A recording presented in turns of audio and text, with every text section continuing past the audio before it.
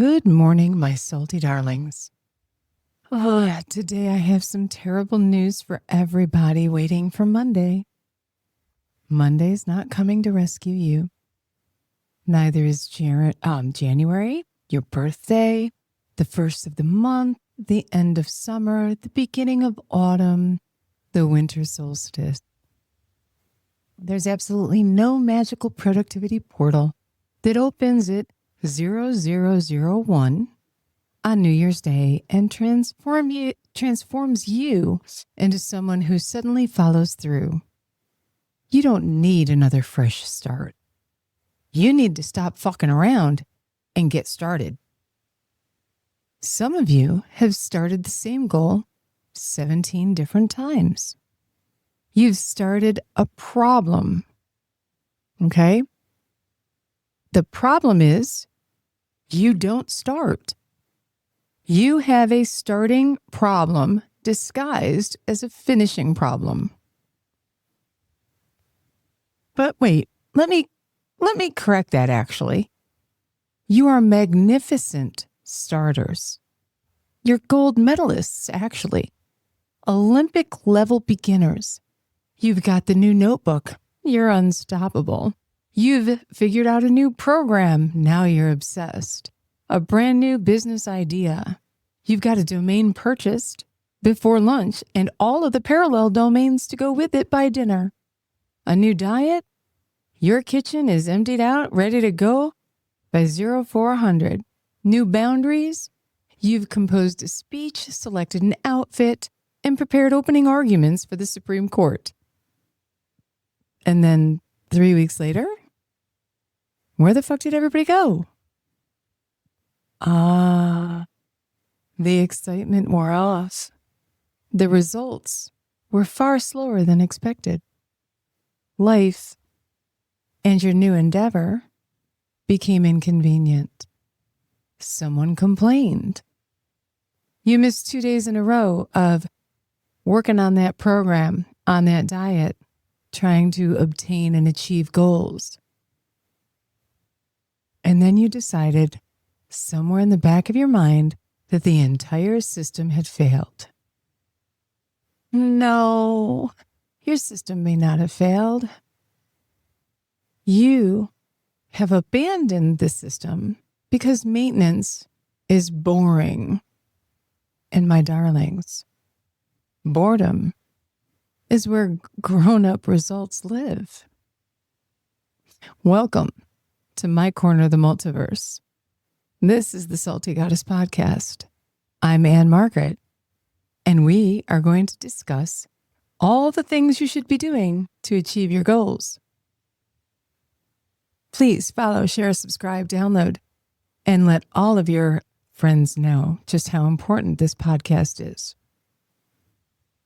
So let's talk about why we abandon the system. Well, let me tell you that getting started is the sexiest part of any program. Maintaining the program, not so sexy. Starting gets you attention. Oh, I'm launching a business. I'm writing a book. I'm getting healthier. I have boundaries. I'm saving money. And everyone around you claps. Nobody posts things like day 147, still transferring money into savings. Week 38, I'm still writing 500 words a day. Month 11, still not answering bullshit emails after 1800. There's no confetti. There's no continuation party. There's no dramatic soundtrack. Just repetition. But repetition is where the results happen. Transformation, or talk of transformation, gets the photo shoot. Maintenance is what pays the fucking mortgage. The life you want is built during the boring middle, nobody posts about them parts. Okay? You gotta stop confusing a bad day with a failed system.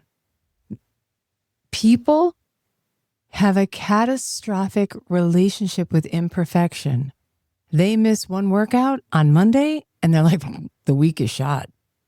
You overspend once. Now, you know what? You overspent on the 5th of the month and now you're just going to scrap the budget for the rest of the month and restart again next month. You miss a writing session and you think to yourself, I've lost momentum. You allow someone to cross a boundary and you say to yourself, obviously, I suck at boundaries. For fuck's sake. Could you imagine operating a business this way? Your printer jams on Tuesday morning and then you just decide to dissolve the entire business by lunchtime? One error does not invalidate the entire system. One shitty ass day is not a trend. It's not data. It's an outlier.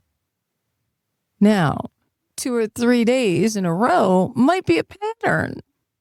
And reoccurring patterns and reoccurring problems need adjustment. They need a light shone on them to see what is the issue.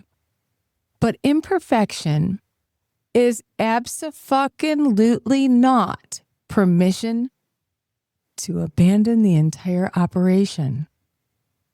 Deviation from the standard, deviation from the norm is not a demolition order. It is not a scorched earth order. Stop turning one shitty Tuesday into a 6-month sabbatical from your own goals. That's asinine. Do you think that every single person's level of success happened in a straight line on the XY axis? I promise you it didn't. There are starts and stops and stutters and failures and dips and elation and highs. It's a roller coaster ride. All right? So you have to continue making that minimum viable deposit toward that goal. What is the smallest deposit that keeps that account alive and funded? Not the ideal, the minimum. Let's talk about writing a book. During a phenomenal week, you'll write 2,000 words. During a nightmare week, you might write 100 words. I've had a nightmare week recently. I have a stack of things that I need to get completed, but guess what? My sweet cane Corso, who is 12 years old, has begun to degrade his health. And he passed away. Do you think that this week I didn't have time to hit some of those goals because I was busy tending to the needs of an aging friend? You better fucking believe it. He came first. He absolutely came first. So you may have a nightmare week. Maybe your normal week is only 500 words, not 2,000. But it just so happened during that phenomenal week, you just had this onrush of ideas and you couldn't stop writing. As a matter of fact, for those of you that are writing a book, let me give you a little piece of advice, which I actually just gave to a individual this morning who's contemplating writing.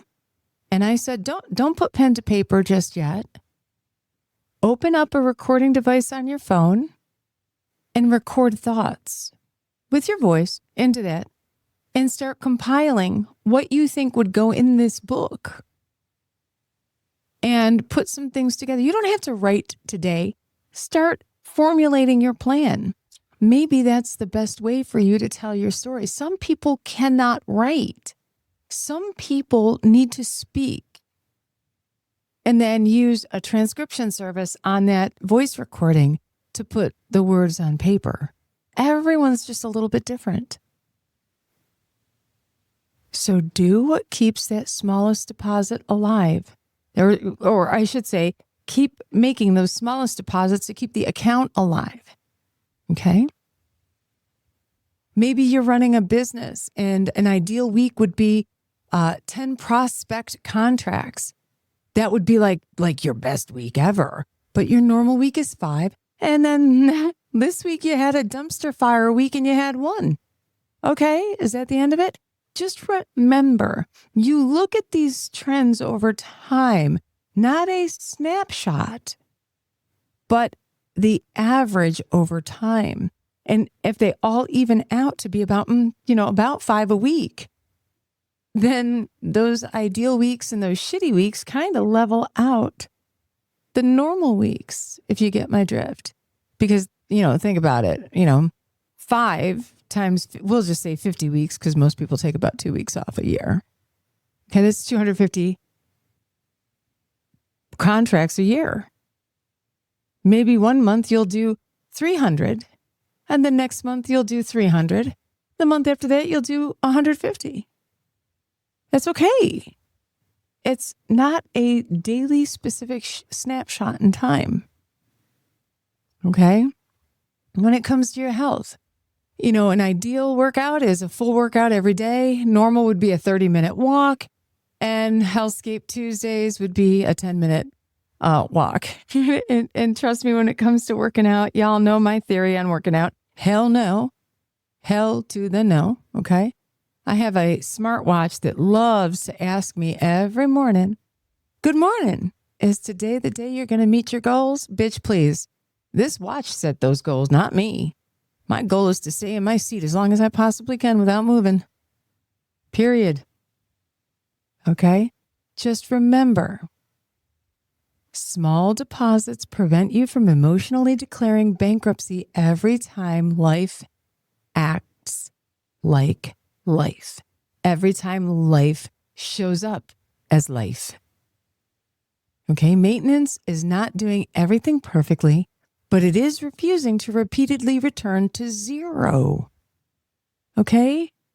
And that's where the real work is, okay? The maintenance work is not sexy work. Building the house, oh, that's fucking amazing. Ugh. Washing the windows? Who the fuck wants to do that? I don't. Nobody wants the maintenance. That's not sexy. That's not thrilling. Okay? But your systems must survive those hellscape weeks, those dumpster fire weeks, those, horrible weeks. And a system that only works when you're motivated, rested, wealthy, inspired, and uninterrupted, or surrounded by emotionally mature people, that's not really a system. It's fantasy. A real system has contingencies, and you're all going to laugh. But I believe in a backup plan, and I believe in a backup for the backup. All right. Some people will say, "Oh, that seems a little absurd, and maybe you got some anxiety issues you should handle." Whatever. But I am a firm believer that you have to have contingency plans in place. Because what happens when you're tired? What happens when you have to travel? What happens if your children get sick or your dog decides he's ready to check out? What happens when the business explodes and your energy hits an all-time low? For me, like if I get COVID, all I want to do is sleep 20 hours a day. Help my systems if I get COVID. I'm out. 3 weeks. 3 weeks, all I want to do is sleep. And then it still takes me another month or 2 to get back to my normal crazy ass self. All right. What happens when somebody tests your boundaries or you miss a deadline? Your plan needs an emergency off-ramp that keeps you completely intact. Okay? Not a suicide pact into a ditch. Okay? You have 3 operating modes: full capacity, reduced capacity, and maintenance mode. Full capacity, normal resources, you're making full deposits. When you have reduced capacity, something's happening, something's going on. You need to protect your priorities, and therefore the deposit will be reduced. When you're in maintenance mode, this is when your life has become an absolute circus. And I don't mean those amazing orange marshmallowy things called circus peanuts. I mean an act, clowns to the left of you, jokers to the right, and you're screwed. Okay? Preserve only the essential behaviors that keep you from returning to zero. Okay? Maintenance mode. Or you can call it survival mode. Whatever makes you feel good about the fact that you survived survival mode. Okay? Don't renegotiate with yourself every single morning. Decisions become expensive when you remake the decision in the fallback line every single day. When you wake up in the morning, it shouldn't be, I wonder whether I'll exercise today. I wonder whether I'll write. I wonder whether I'll put money in the savings account today. I wonder whether I should answer those people I said I wasn't going to answer after 1,800 hours. No. Some decisions should already be made, such as Tuesdays and Thursday mornings are writing mornings. Savings transfers happen on payday. My office shuts at 1,800 and no one receives access beyond that. Friday afternoon is a reconciliation of your entire ledger for the week. Stop putting settled decisions back on the fucking ballot. Okay? You do not need to vote every morning on whether your standards still apply or not. This is your accountability. This is your equity. So you don't vote. You don't just say, oh, it's up in the air whether I'll work out today. I will work out today. That is the plan. That is the goal. Now, if the dumpster fire turns into that 5-alarm fire, that's a different story. You have a contingency plan to either work out later that day, early in the evening, or the next morning instead. Okay? And just remember, your boundaries require maintenance too. A boundary is not something that you necessarily announce or announce once. It is what you enforce continuously. They will test them. Of course they will. Because they had a previous arrangement with you that they benefited from. And now you have changed the terms of the contract. Expect that resistance. Okay? The person who used to call you at 2100 will probably try to call you at 2105. Okay? The client you always gave an exception to will ask for another exception. A relative that ignored your, no will. No, they're going to try to find out if there's something else. Okay? People do not test boundaries because they're confused. Sometimes they test them because the old arrangement was extremely profitable to them. Consistency teaches us whether our boundaries are policy or merely dressed seasonal decor. You do not need a stronger speech. You do not need to explain boundaries, but you do need to provide consistent consequences. So I will quickly go back to a story that my father told me once. Okay, good old daddy always had a story to tell me. And he said to me, whatever you do when you have children. So obviously this was before I had any kids. And at the time I wondered, why the hell is this man telling me this? There were many, many, many times he and I had conversation. And after the conversation, I'd think to myself, I really don't understand what this was all about. And then years later, something would take place and I'd be like, ugh, that's why he told me. So my father had told me, children become conditioned by you. You condition them. If a child asks for a cookie and you say no, and they ask again and you say no, and this goes on all the way up to like the 8th time they've asked for a cookie, and on the 8th request for the cookie you give in, that child will never forget that it only took you 8 times. And they will always continue to ask until at least the 8th time because they know you're going to give in. So whatever it is that you do, be consistent and never give in. It is a boundary. So it wasn't long, and I soon became a single mother with 6 children.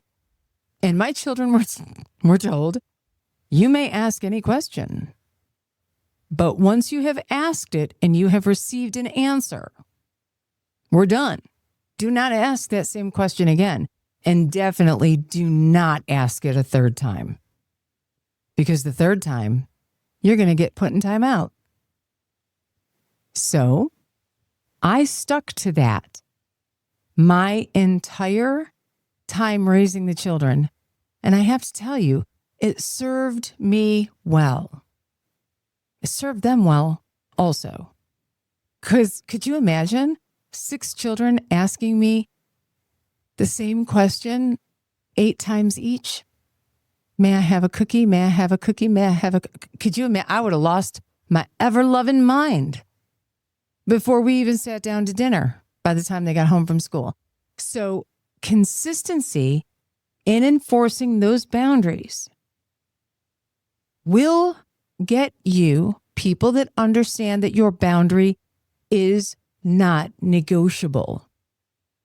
Now, I am not going to lie and say that my children never asked a 2nd, 3rd, or 4th time.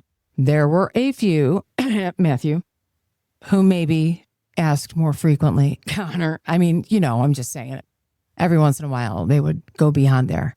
However, I was also consistent in the next step when they violated the boundary.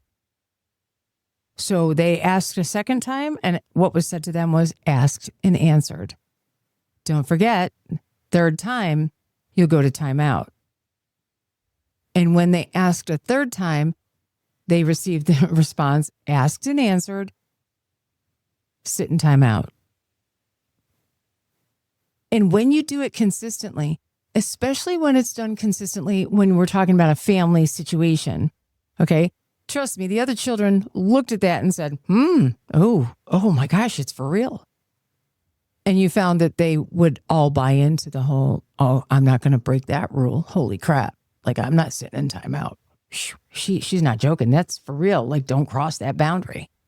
Now, maybe they weren't thinking don't cross that boundary when they were 6, 7, or 8, right? But they understood that was the line in the sand. So you don't have to explain that you have a boundary. You just enforce it. I never explain my boundaries. I just don't answer the phone. I don't answer a text message. That's it. You need to text the clinic phone. You need to email my work email. Don't contact me on personal lines of communication for something business related. All right. So let's now switch gears into motivation. Motivation is wonderful. Motivation is also unreliable as fuck. Sometimes it shows up. Sometimes it sleeps in. Sometimes it even relocates without leaving a forwarding address. You cannot build a life on a system that needs to feel inspired before it can be implemented. Motivation is an intern. Stop making it your CFO. Okay, motivation may start movement, but systems and systems that you engage, maintain it. Standards protect it. Habits automate it. Evidence reinforces it. Identity eventually internalizes it. So you go from motivation to action. Action brings you evidence. Evidence builds confidence. And that builds maintenance mode. All right. And speaking of that, the Fix Your Shit Planner and Guide exists for exactly the moment when you look around and think, well, fuck, something needs to change. It helps you to identify the chaos, to define the problems, and may not be just one problem. Close the leaks, establish priorities to take action. And once you have finished, or I should say, once you have fixed some of your shit, congratulations. Now comes the profoundly unsexy adult responsibility of keeping it fixed. The maintenance. Because your life will continually attempt to revert to its previous settings. It's almost like when there's a bug, a regression bug in a program, and it takes you back to its last known healthy or last known working, string of commands. Old habits knock. Old people will test access. Old distractions will reappear wearing new outfits. New emergencies will arise. New opportunities will compete for resources. And slowly, without maintenance, the clutter and the shit moves right back in. Chaos rarely kicks the front door down. It moves back in one unattended drawer at a time. Fixing your shit is an event. Maintaining your shit is an operating system. Okay? So, you need something actionable. Once every week, ask yourself these questions. What worked? And whatever it was that worked, do more of it. What slipped? What went wrong? Don't dramatize it. Correct it. Call it out. Acknowledge it. That doesn't work. I've got to stop doing that. What slipped? You gotta name it so you don't keep doing it. What leaked? Where did you find things just drifting away from you? Did you leak time, attention, energy, money, or standards? What changed? What part of the plan needs adjustment? And what must I continue into next week to maintain my shit? Not what new things should I start, but what is already working that I need to keep doing. Every repeated action votes for an identity. You're not maintaining just a schedule. You're maintaining evidence about who you are. Do you keep promises to yourself? Do you finish things? Do you protect your time? Do you take care of your health, save your money, enforce your standards? Do I recover quickly when I get knocked off course? And honestly, recovering quickly when you get knocked off the horse is probably one of the most important. Successful people are not the people who never drift.